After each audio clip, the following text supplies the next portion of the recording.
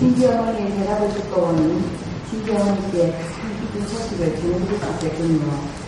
그 기쁜 소식은 천국은 값없이 주시는 하나님의 선물입니다.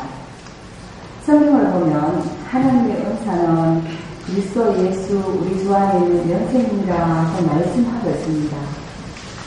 사실 우리가 살면서 생명에 필요한 가장 중요한 밝은 햇빛, 공기, 물 등을 다 선물로 거저받았습니다.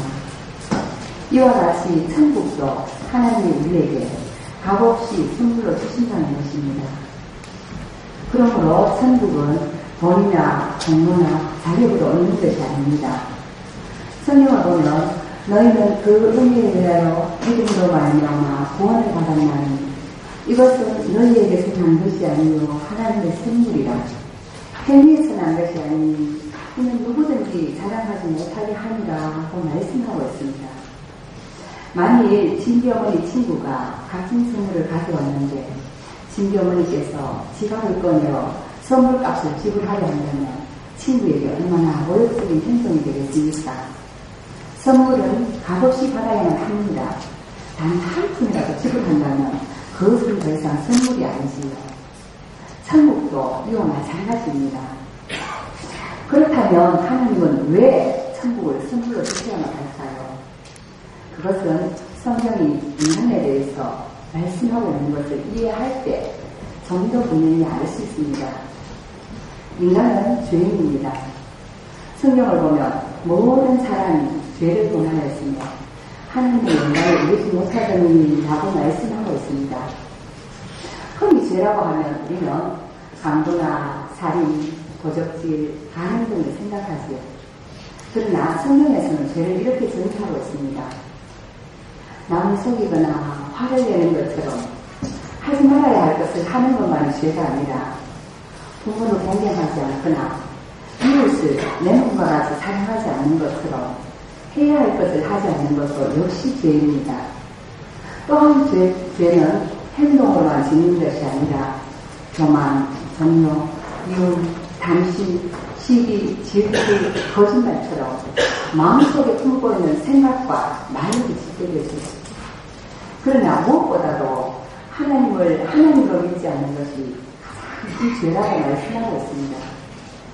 이런 기준으로 볼 때 진기 어머니께서는 하루에 몇 번 정도 죄를 지는다고 생각하세요?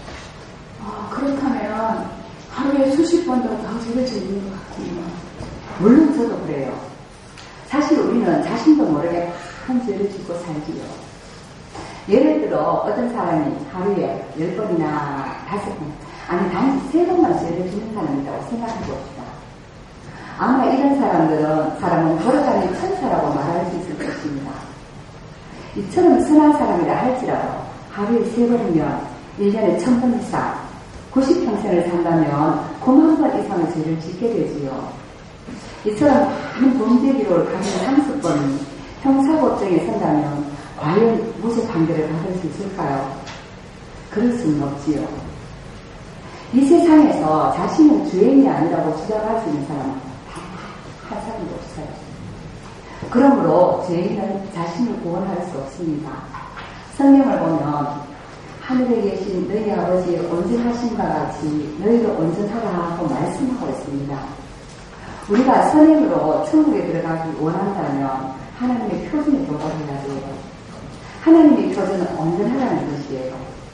그러나 이 세상에 하나님의 표준에 도달할 수 있는 사람은 단 한 사람도 없어요. 만일 싱싱한 계란 5개에 썩은 계란을 하나에 섞고 요리한다면 그것을 기쁘게 먹을 사람은 아무도 없을 것입니다. 사람들은 자신들의 삶 속에 선한 것들이 많다고 생각하지만 조금이라도 불필요한 생각과 행위가 있는 한 온전하신 하나님은 결코 우리를 기쁘게 받으실 수 없습니다. 성경을 보면 누구든지 온 율법을 지키다가 그 하나를 범하면 모두 범한 자가 되나니라고 말씀하고 있습니다. 이제 왜 우리가 자신의 선행으로 천국에 들어갈 수 없는지 그 이유를 아시겠지요? 그것은 성경이 하나님에 대해서 말씀하고 있는 것을 이해할 때 좀 더 분명히 알 수 있습니다.